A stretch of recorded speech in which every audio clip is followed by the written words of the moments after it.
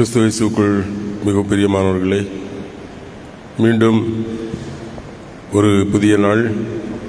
இந்த ஜனவரி மாதம் 10ஆம் தேதி சனிக்கிழமை காலை பொழுதில் ஆண்டுடைய சன்னிதானத்தில் வந்து கடவுளுடைய மகிமையை காணவும் ஆராதிக்கவும் கடவுளுடைய நாமத்தை மகிமைப்படுத்தவும் ஆண்டவர் தந்த இந்த நல்ல தருணத்திற்காக நாம் அவருக்கு நன்றி சொல்லுவோம்.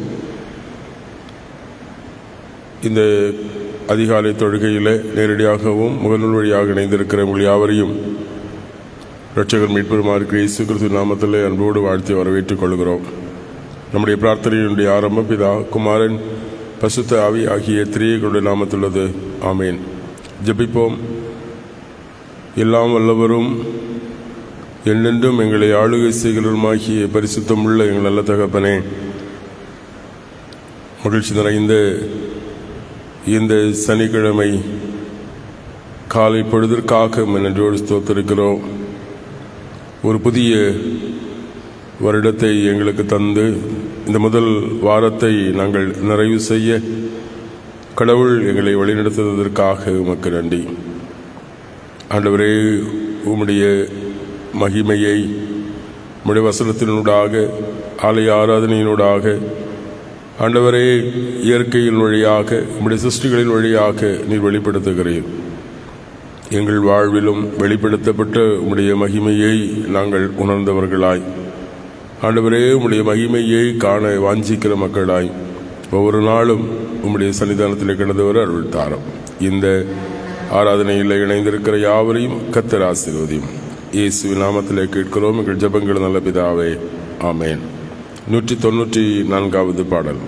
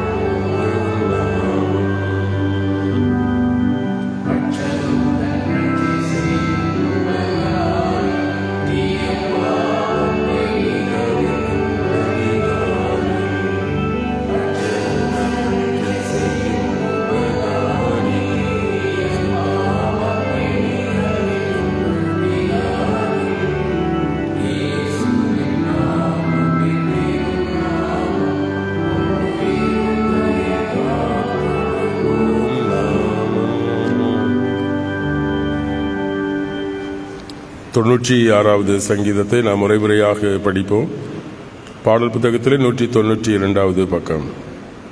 சங்கீதம் 96.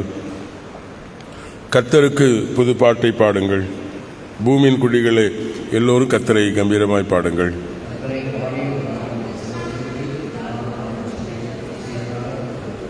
புறஜாதிகளுக்குள் அவர் மகிமையும் சகல ஜாதிகளுக்குள் அவர் அதிசயங்களை விவரித்து சொல்லுங்கள்.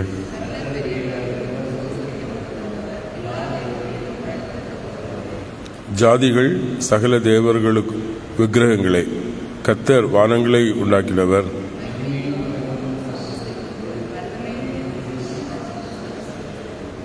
ஜாதிகளின் சந்ததிகளே, கர்த்தருக்கு மகிமையும் வல்லமையும் செலுத்துங்கள், கர்த்தருக்கே செலுத்துங்கள்.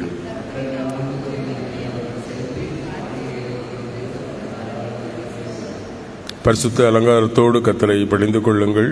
பூலோகத்தாரே, நீங்கள் யாவரும் அவருக்கு முன்பாக நடுங்குங்கள்.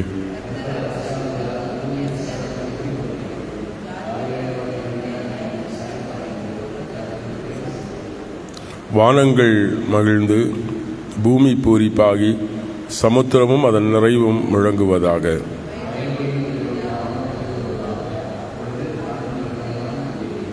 சேர்ந்து படிப்போம். கர்த்தருக்கு முன்பாக கம்பீரிக்கும், அவர் வருகிறார், அவர் பூமியை நியாயந்தீர்க்க வருகிறார். புலோகத்தை நீதினாலும் சாதிகளை தமது உண்மையினாலும் அவர் நியாயம் தீர்ப்பார். பிதாவுக்கும் குமாரனுக்கு பரிசுத்தாவிக்கும் மகிமை உண்டாவதாக. ஆதியிலே இப்போது எப்போதுமான சதா கலங்களாக இருக்கிறபடியே ஆமேன். வாசிக்கப்படும் தெரிந்து கொண்ட முதலாவது வேத பகுதி யாத்திரையாகம புத்தகம் 33ஆம் அதிகாரம் 17 துவங்கி 23 முடிவுள்ள வசனங்கள்.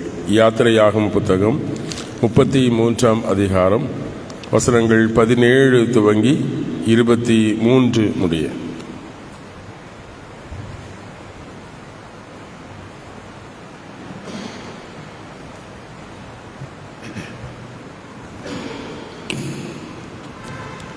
யாத்திரையாகமம் 33ஆம் அதிகாரம் வசனங்கள் 17 முதல் 23 முடிய.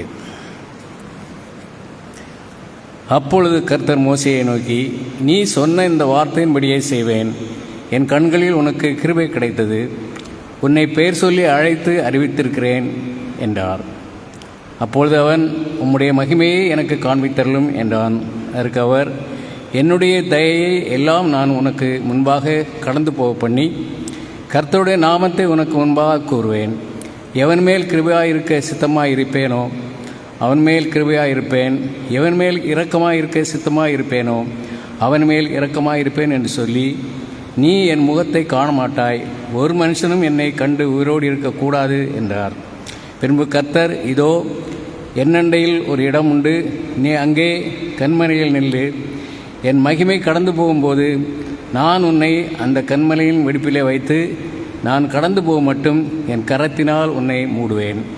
பின்பு என் கரத்தை எடுப்பேன், அப்பொழுது என் பின்பக்கத்தை காண்பாய், என் முகமோ காணப்படாது என்றார் என்பது.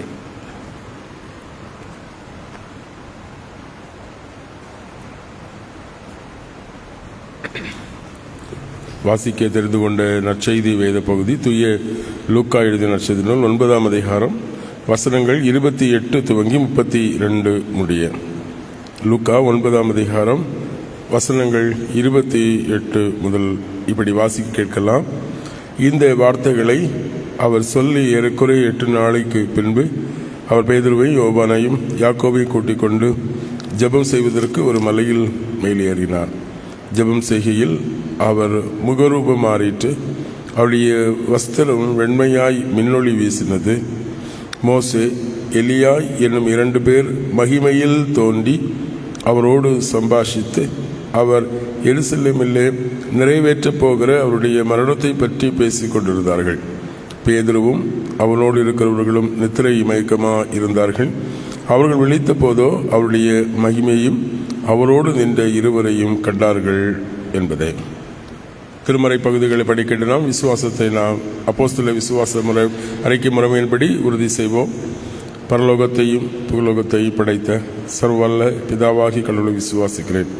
அவருடைய ஒரே பேரான குமாரனும் நம்முடைய ஆண்டவருமாகிய இயேசு கிறிஸ்துவை விசுவாசிக்கிறேன்.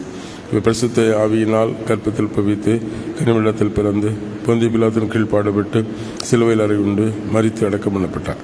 பாதாளத்தில் இறங்கி 3 நாள் மருத்துவந்து தெழுந்தார். பரத்துக்கேறி சர்வல்ல பிதாவாகி கடவுளுடைய வலதுவச வீட்டிருக்கிறார். அவளத்திலிருந்து உள்ளோரையும் மருத்துவ நியாயத்திற்க வருவார். பசுத்த ஆவியான விசுவாசிகளின் பொதுவான பசுத்த கிறிஸ்தவ சபை பசுவானுடைய ஐக்கியமும் பாவ மன்னிப்பும் சரீர விடுதலும் நித்திய ஜீவனுடைய விசுவாசிக்கிறேன். ஆமீன். பிதாவாகிய கடவுளிடமிருந்தும் குமாரனாகிய கிறிஸ்து இயேசுவிடமிருந்தும் உங்கள் அனைவருக்கும் கிருபையும் சமாதானமும் உண்டாவதாக. ஆமீன். இந்த காலை வேளையிலும் சிந்தனைக்கென்று தெரிந்து கொண்ட வேத பகுதி நாம் ஏற்கனவே வாசி கேட்ட முதலாவது வேத பகுதி யாத்திரையாகம புத்தகம் 33ஆம் அதிகாரம் அவருடைய 18வது வசனம். அதை கேட்கவே அவன் உமது மகிமையை எனக்கு காண்பித்தருளும் என்று சொன்னான் என்பதை ஜெபிப்போம். அன்பு நிறைந்த கடவுளை, உம்முடைய பரிசுத்த சமூகத்தில் உம்முடைய மகிமையை எங்கள் கண்கள் காண காத்திருக்கிறோம். மோசேக்கு தம்மை காண்பித்தவரே, எங்கள் வாழ்விலும் கிறிஸ்துவின் மகிமையை நாங்கள் கண்டு கழிகூற ஆராதிக்க ஆண்டவரே உம்முடைய மகிமையின் நிழலில் மறைக்கப்பட அருள் செய்யும். கிறிஸ்து வழியாய் மன்றாடுகிறோம் எங்கள் ஜெபங்கள் நல்ல பிதாவே. ஆமேன். கிறிஸ்து இயேசுக்குள் பிரியமானவர்களே, மோசேக்கு இருந்த ஆசை கடவுளிடத்தில் கேட்கிறார். கடவுளே, உம்முடைய மகிமையை எனக்கு காண்பித்தருளும் என்று சொல்லுகிறார். அருமையானவர்களே, மோசைக்கு மாத்திரமில்லை, நாம் எல்லாருக்கும் இருக்கிற ஆசை கடவுள் நம் முன்னால் தோன்றி அவரை பார்க்கக்கூடிய ஒரு வாய்ப்பு நேரடியாக நம்முடைய கண்களிலே நமக்கு கிடைக்குமேயானால் அதைவிட ஒரு பாக்கியம் நமக்கு இல்லை என்று நாம் எண்ணுகிறோம். உண்மையிலே மோசேக்கு இருந்த ஆசை என்ன? மோசே முதலாக கடவுளோடு பேசுகிறதோ அல்லது கடவுளை குறித்து அறிகிறதோ அல்ல. மோசேக்கு கடவுள் அறிமுகமற்றவர் அல்ல. மோசேயுடைய வாழ்க்கையில் கடவுள் எவ்வளவு அதிகமாக வழிநடத்துகிறார் என்பதை யாத்திரையாகம புத்தகம் நாம் 3ஆம் அதிகாரத்திலிருந்தே நாம் பார்க்க முடியும். ஆனால் இந்த 33ஆம் அதிகாரம் இந்த தருணம் மோசேக்கு இப்படிப்பட்ட ஒரு ஆசை ஏற்படுவதற்கு காரணம் என்ன? முதலாவது, மகிமை என்று சொன்னாலே நமக்கு தெரியும். நம்ம வீடுகளில் கேலண்டரில் இயேசுடைய ஃபோட்டோ, குழந்தை இயேசுவாக இருக்கலாம் அல்லது பெரிய இயேசுவாக இருக்கலாம். ஃபோட்டோ நீங்கள் பார்த்தீங்கன்னா அவருடைய தலையை சுற்றிலும் ஒரு வெளிச்சம் தெரியும். தெரியுமா தெரியாதா? படத்தில் பார்த்துருக்குறோம். அவர் தலையை சுற்றிலும் ஒரு வெளிச்சம் தெரியும். ஓஹோ, இதுதான் இயேசு குழந்தையின் உருவமா என்று நாம் இனங்கண்டு கொள்ள முடியும். ஆனால் அப்படிப்பட்ட ஒரு ஒளிவட்டத்தை எந்த மனுஷரிடத்திலும் நம்ம பார்க்க முடியாது. ஒருவேளை அந்த ஒளிவட்டம் தான் இயேசுவின் மகிமை என்று நமக்கு எண்ண தோன்றும். நேற்றைக்கு அழகாக போதவர் சொன்னார், மகிமை என்றால் என்ன? மகிமை என்றால் என்ன? நேற்றைக்கு பிரசன்ஸ் ஆஃப் காட், கடவுளுடைய பிரசன்னம், அதுதான் கடவுளுடைய மகிமை என்று சொன்னால் என்ன? கடவுளுடைய பிரசன்னம், கடவுளை கண்டு உணர்ந்து கொள்ளுங்கள். கடவுள் இங்கே இருக்கிறார் என்பதை நாம் உணர்ந்து கொள்வது. இஸ்ரவேல் மக்களுக்கு வனாந்திரத்திலே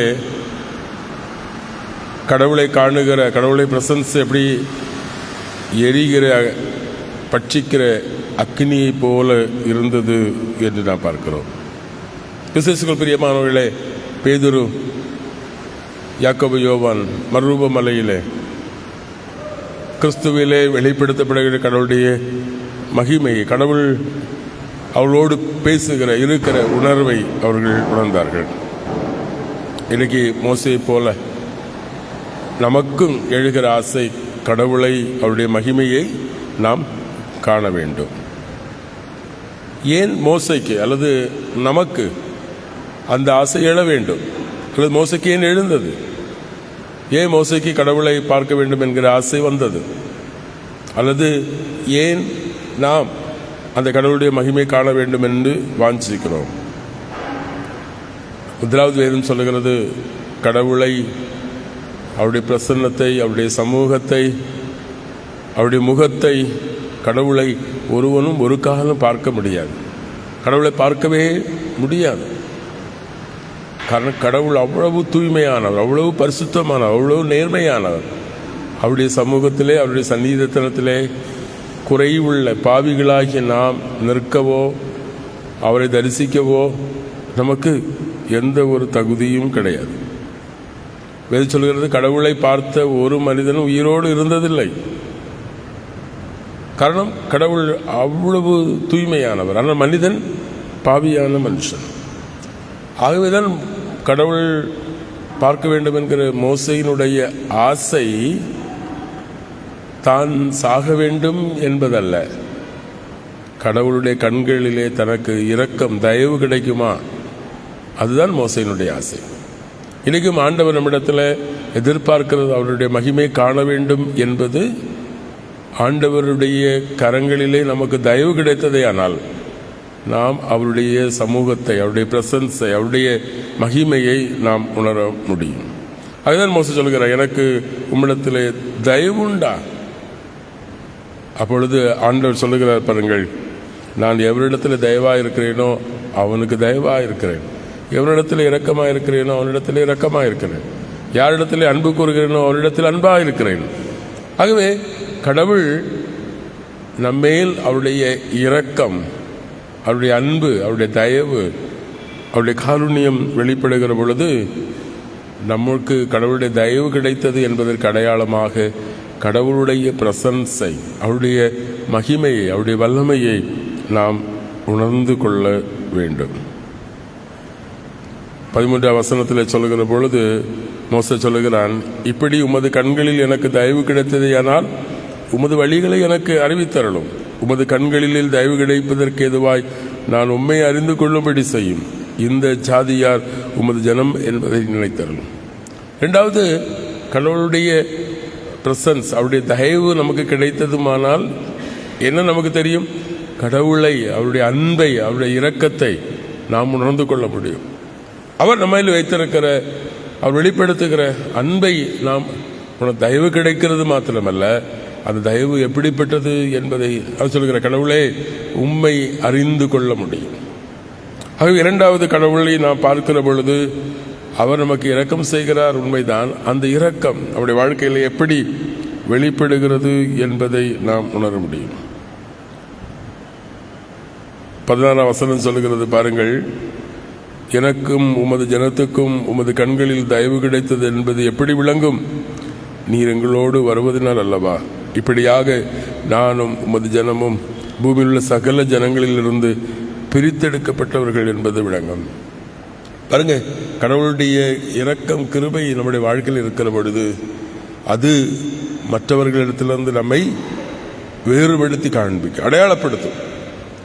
நாம் கடவுளை காணுகிற, தயவை பெற்றுக்கொள்ளுகிற, அவருக்குள் பிரியமாக இருக்கிற மக்களாக நாம் இருக்கிற பொழுது இந்த உலகத்திலே அவருக்குரியவர்களுக்கும் மற்றவர்களுக்கும் வித்தியாசம் கிடைக்கும். காரணம் என்ன? மோசே சொல்கிறான், நீர் எங்களோடு இருக்கிறீர், நீர் எங்களோடு இருக்கிறீர். கடவுள் நம்மோடு இருக்கிற பொழுது நம்முடைய வாழ்க்கை மற்ற மனிதர்களுடைய வாழ்க்கையை விட வேறுபட்டதாக இருக்கும். ஆகவே மோசே கடவுளை காண வேண்டும் என்கிற அவனுடைய ஆசை அதுதான். அவனுடைய கண்களிலே தயவு கிடைக்க வேண்டும், அது தயவு கிடைத்தது என்பதை அவன் உணர வேண்டும். அதன் வழியாக கடவுளுடைய இரக்கத்தை தன்னுடைய வாழ்க்கையில் எவ்வளவு அதிகமாய் பெற்றுக்கொள்கிறோம் என்பதை அறியவும், கடவுளை அறியவும், அவருடைய திட்டத்தை உணர்ந்து கொள்ளவும், கடவுள் நம் ஒவ்வொருவரையும் பிற மக்களை விட மேன்மையாக வைத்திருக்கிறார் என்பதை நாம் சாட்சி பகரவும் கடவுள் நம்மை அழைக்கிறார். இரண்டாவதாக நாம் பார்க்கிற பொழுது 21ஆம் வசனத்தில் கடவுள் சொல்லுகிறார், நீ நினைத்து விரும்புகிறபடி என்ன செய்ய முடியும்? நான் உனக்கு காண்பிக்கிறேன். ஆனால் கடவுளை நாம் முழுமையாக பார்க்க, அறிந்து கொள்ள கூடாது, முடியாது. ஆகவே கடவுள் சொல்லுகிறார், நான் என்னுடைய மகிமையை காண்பிப்பதற்கு ஒரு இடம் உண்டு, அந்த இடத்திலே உன்னை கொண்டு போகிறேன். அந்த இடத்திலே கொண்டு போய் என் கரத்தினாலே உன் கண்களை மூடி நான் உனக்கு முன்பாக கடந்து போவேன். நான் கண்களை எடுக்கிற பொழுது நீ என்னுடைய பின்பகுதியை காண்பாய் என்று சொல்லுகிறார். கிறிஸ்துவுக்குள் பிரியமானவர்களே, ஒரு இடம் கடவுள் அவரை காண நமக்கு தருகிறார். கடவுளுடைய ஆலயம் சொல்ல, கடவுளுடைய ஆலயத்தில் கடவுளுடைய மகிமையை கண்டுகொள்ளாத உணராத நாம் எத்தனை கூடாரங்களிலே போய் கடவுளை தேடிக்கொண்டிருக்கிறோம். கிறிஸ்துவுக்குள் பிரியமானவர்களே, கடவுளுடைய மகிமை காணுவதற்கு ஒரு இடம் உண்டு. அது சொல்லுகிற அந்த இடம் எது? கண்மலை. பாருங்கள், கிறிஸ்து கடவுள் யோவான் சொல்லுகிற கடவுளை ஒருவனும் ஒரு காலம் கண்டதில்லை. ஆனால் ஆண்டவர் இயேசு கிறிஸ்து இன்றைக்கு கடவுளை நமக்கு முழுமையாய் காண்பித்திருக்கிறார். ஆகவே இந்த மகிமைப்படுத்துதல், மகிமிழங்குதல் என்பது கிறிஸ்துவிலே கடவுளுடைய பூர்ண வல்லமையும் மகிமையும் நாம் கண்டு கடவுளுடைய சமூகத்திலே நாம் கடவுளை மகிமைப்படுத்தி வாழ்வதற்கு நாம் அழைக்கப்படுகிறோம். உபாகம புத்தகம் 5ஆம் அதிகாரம் 24ஆம் வசனம் இப்படி சொல்லுகிறது: நமது கடவுளாகிய கர்த்தர் தமது மகிமையையும் தமது மகத்துவத்தையும் நமக்கு காண்பித்தார். அக்னியின் நடுவிலிருந்து பிறந்த அவருடைய சத்தத்தை கேட்டோம்.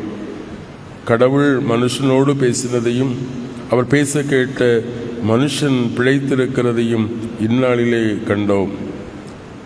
பாருங்க, கடவுள் மனுஷனோடு பேசி மனுஷனோடு இடைபாடி அவருடைய மகிமையை வெளிப்படுத்தி நாம் அவருடைய தயவை பெற்று இன்றைக்கு பிழைத்திருக்கிறதற்கு காரணம் கடவுள் அவருடைய மகிமையை நமக்கு காண்பித்திருக்கிறார். மறுரூப மலையிலே பேதுருவுக்கும் அவனோடு யாக்கோபு யோவானுக்கும் சீடர்களுக்கும் ஆண்டவரோடு பேசுகிற சம்பாஷிக்கிற எலியாவையும் மோசையும் அந்த மலையிலே மறுரூப அலையிலே இயேசு கிறிஸ்துவனுடைய வஸ்திரம், அவருடைய முகம் சூரியனை போல பிரகாசிக்கவும் வஸ்திரம் வெண்மையாகவும் அந்த அனுபவம், அந்த மறுரூப அனுபவம் சீஷருடைய வாழ்க்கையில் பின்பு பேதுரு தன்னுடைய நிருபத்த திருமலையிலே நாங்கள் கண்ட அனுபவம், கடவுள் எப்படிப்பட்டவர் என்பதை உணர்ந்து கொள்ள கடவுள் கிரியை செய்திருக்கிறார். அருமையானவர்களே, இன்றைக்கும் ஆண்டவர் நமக்கு தருகிற அழைப்பு அதை கடவுளுடைய மகிமையை, கடவுளுடைய வல்லமையை நாம் காண அழைக்கப்படுகிறோம். கிறிஸ்துவிலே ஆண்டவர் இயேசு கிறிஸ்து நேற்றைக்கு வாசித்தோம். யோவான் எழுதின நற்செய்தியில் 2ஆம் அதிகாரம் அதில் 11ஆம் வசனம் சொல்லுகிறது: இப்படி கானா ஊரிலே கடவுள் தம்முடைய அற்புதங்களுக்கு அடையாளங்களுக்கு ஆரம்பமாக தம்முடைய மகிமையை வெளிப்படுத்தினார். கடவுள் கிறிஸ்துவின் வழியாக செய்கிற ஒவ்வொரு செயல்களிலும் அவருடைய மகிமை வெளிப்படுகிறது. மத்தேயு 15ஆம் அதிகாரம் 29 துவங்கியுள்ள வசனங்களிலே ஆண்டவருடைய அற்புதங்களையும் அடையாளங்களையும் குறித்து ஜனங்கள் சொல்லுகிற பொழுது 31ஆம் வசனம் மத்தேயு 15:31 சொல்லுகிறது: ஊமையர் பேசுகிறதையும் ஊன சுஸ்தமாகிறதையும் சப்பானிகள் நடக்கிறதையும் குருடர் பார்க்கிறதையும் ஜனங்கள் கண்டு ஆச்சரியப்பட்டு இஸ்ரவேலின் கடவுளை மகிமைப்படுத்தினார்கள் என்று சொல்லி, கடவுள் உண்மையிலே கடவுளுடைய ஆலயம் நிரம்பி வழிகிறது கடவுளுடைய மகிமையா, இல்லை கடவுளுடைய ஆலயம் முழுவதும் பெஞ்ச மட்டும் இருக்கிறது கடவுளுடைய மகிமையா? நாம் எப்படி கடவுளுடைய மகிமையை, அவருடைய தயவை, இரக்கத்தை உணர்ந்து கொள்ளுகிறோம்? நம்முடைய வாழ்க்கையிலே கடவுள் செய்கிற அற்புதங்கள் அடையாளங்களிலே கடவுளுடைய நாமத்தை மகிமைப்படுத்த நம்முடைய வாழ்க்கையிலே நம்மால் முடிகிறதா? மோசே கடவுளை கண்டு கடவுளுடைய பிரசன்னத்தினாலே நிறைத்தது போல இன்னைக்கு ஆண்டவர் நம்மையும் அழைக்கிறார். சங்கீதம் 96 நமக்கு தருகிற அழைப்பு அதுதான். சங்கீதம் 96 வசனம் 3 சொல்லுகிறது: புற ஜாதிகளுக்குள் அவருடைய மகிமையை விவரித்து சொல்லுங்கள். இன்றைக்கி நாம் வாழ்கிற நமக்கு கொடுக்கப்பட்ட ஒரு பெரிய கடவுள் தான் கிறிஸ்துவின் மகிமையை காண்கிற நாம் கண்டு அந்த மறுரூப மலையிலே தங்கி இருக்கிறதல்ல. நாம் வாழ்கிற சமூகத்தில் புறையின மக்கள் அவருடைய வாழ்க்கையில் கிறிஸ்துவின் மகிமையை வெளிப்படுத்துகிறவர்களாக நாம் இருக்க வேண்டும். மகிமை வெளிப்படுத்துகிறது என்பது என்ன? 2ஆம் வசனம் சொல்லுகிறது: என்னாலும் அவர் ரட்சிப்பின் நற்செய்தியை இயேசு கிறிஸ்துவை குறித்த சாட்சியத்தை பகிர்ந்து கொள்கிறது. 6ஆம் வசனம் சொல்லுறது: மகிமையும் மகத்துவம் அவர் சமூகத்தில் உண்டு, வல்லமையும் தேஜஸும் அவர் பரிசுத்த ஸ்தலத்தில் உண்டு. கடவுளுடைய சமூகம் அது மகிமையை வெளிப்படுத்துகின்ற இடம். 8ஆம் வசனம் சொல்லுகிறது, கர்த்தரின் நாமத்திற்கு உரிய அவருக்கு மகிமையை செலுத்துங்கள்.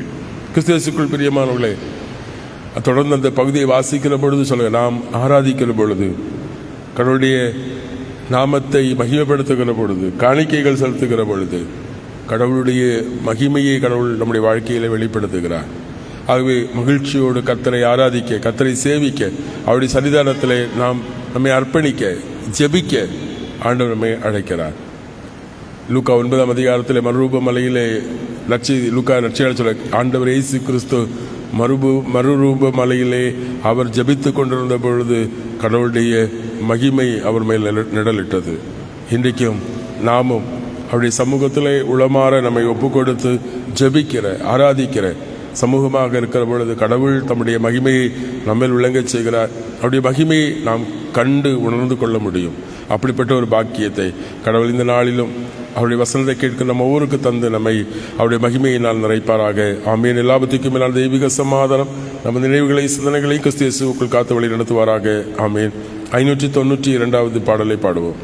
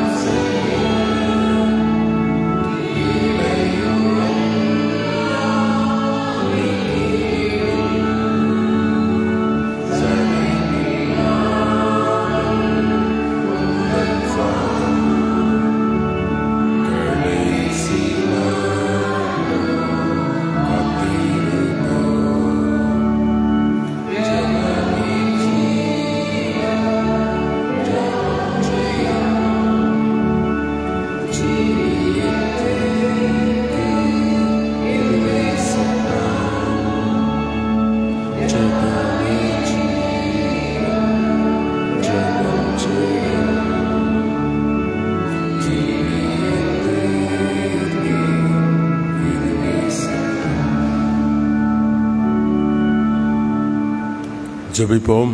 எங்களை நேசிக்கிறீங்கள் நல்ல கடவுளே, உம்முடைய மகிமையை நாங்கள் காண உம்முடைய தயவும் இரக்கத்தை எங்களுக்கு தந்ததற்காக உமக்கு நன்றி சொல்லுகிறோம். உம்முடைய சன்னிதானத்தில் வந்து ஜெபிக்கிற ஒவ்வொருடைய உள்ளங்களிலும் உம்முடைய மகிமையும் வல்லமையும் வெளிப்படுத்தும். ஆண்டவரே, எங்கள் குடும்பங்கள், சொந்தங்கள், உறவுகள் யாவரையும் ஆசீர்வதியும். வெளிநாடுகளிலே, வெளியூர்களிலே இருக்கிற குடும்பங்களையும் கர்த்தர் நீர் கண்ணோக்கி பார். உம்முடைய மகிமையினால் நிறைத்தருளும். பலகீனங்களோடு வியாதிகளோடு காணப்படுகிற மக்களை கத்தர் கண்ணோக்கி பாரும். வயோதிக பெற்றோர்களையும் ஆண்டவரே முதிர் வயதிலும் கத்தர் அவர்களை பலப்படுத்தி நீர் காத்துக்கொள்ளும். எங்கள் குடும்பங்களில் தந்திருக்கிற சிறு பிள்ளைகள், வாலிபர்கள், கை குழந்தைகள் யாவரையும் கத்தர் நீர் ஆசீர்வதியும். தந்திருக்கிற பணி, உழைப்பு, தொழில் வாழ்வுகள் எல்லாம் கத்தர் கூடையிலும் மேற்கொள்கிற பயணங்களிலும் ஆண்டவரே உம்முடைய கிருபை தங்கியிருக்கட்டும். விசேஷமாக திருச்சபையின் திருப்பள்ளி ஊழியங்களை கத்தர் நீர் பொறுப்பெடுத்து ஆசீர்வதியும். ஆண்டவரே, இந்த நாளிலும் கல்வாலுத்தன் திருச்சபையிலே வைத்து நடைபெற இருக்கின்ற நாகர்கோவில் சபை சங்க ஓய்நாள் பள்ளி ஆசிரியர்களுடைய ஒரு நாள் கருத்தரங்குக்காக நாங்கள் ஜெபிக்கிறோம். மிக சிறப்பாக அந்த கருத்தரங்கு அமைய அது எங்கள் ஓய்நாள் பள்ளி ஆசிரியர்களுக்கு ஆசீர்வாதமாக இருக்க கடவுள் நீர் இரக்கம் பாராட்ட வேண்டுமாக நாங்கள் ஜெபிக்கிறோம். ஆண்டவரே, இன்று தங்கள் பிறந்த தினங்கள் மற்றும் திருமண தினங்களை நினைந்து கடவுளுக்கு நன்றி சொல்லுகிற இந்த நாளை தங்களுடைய வாழ்விலே விசேஷத்து நாளாக கருதுகிற உடைய பிள்ளைகளை ஆண்டவர் ஆசீர்வதியும். விசேஷமாக இன்று பிறந்த தினத்தை கொண்டாடுகிற திருவாளர் ஜே ஆலிசன் அவர்களுக்காக, திருமதி ஆர் ஷீலா கிளமென்ஸ் சாம்பல் அவர்களுக்காக நாங்கள் ஜெபிக்கிறோம். கடவுள் தருகிற புதிய வருடம் அவருடைய வாழ்விலே, குடும்பங்களிலே, உறவுகளிலே ஆசீர்வாதமாக இருக்க அருள் தாரும். எங்களை தாழ்த்துக்கிறோம், குறைகள் எல்லாம் பொறுத்துக்கொள்ளும். இயேசு நாமத்தில் கேட்கிறோம் எங்கள் ஜெபங்கள் நல்ல பிதாவே, ஆமேன். பரமண்டலங்களில் இருக்க எங்கள் பிதாவே, உம்முடைய நாமம் பரிசுத்தப்படுவதாக, உம்முடைய ராட்சியம் வருவதாக, உம்முடைய சித்தப்பரவடத்திலே செய்யப்படுவது போல பூவிலே செய்யப்படுவதாக. எங்கள் ஆகாரத்துகளுக்கு தாரும். எங்கள் கண்ணால் நாங்கள் மன்னிக்கிறது போல எங்கள் பாடங்களுக்கு மன்னி. எங்களை சோதனைக்கு உட்படுத்த நாமத்தையும் பிடித்துக் கொள்ளும். ராட்சம், வல்லமை, மகிமை இரண்டேக்கு உடையவில்லை. ஆமேன். நம்முடைய ஆண்டவராகிய இயேசு கிறிஸ்துவுடைய கிருபையும் பிதாவாகிய அவருடைய அன்பும் துயாவியானுடைய அனுவனைக்கு உள்ளிடத்திலும் சமாதானம் உங்கள் அனைவரோடும் இன்னும் நிறைவாய் தங்கியிருப்பதாக. ஆமேன். என் ஆத்மாவே கர்த்தரை சோஸ்திரி, என் முழுமை பரிசுத்த நாமத்தை சோஸ்திரி. என் ஆத்மாவே கர்த்தரை சோஸ்திரி, அவர் செய்த சகலமும் மறவாதே. ஆமேன். கர்த்தாவின் சமாதானம் உங்களோடு இருப்பதாக. சமாதானத்தோடு சென்று வாருங்கள்.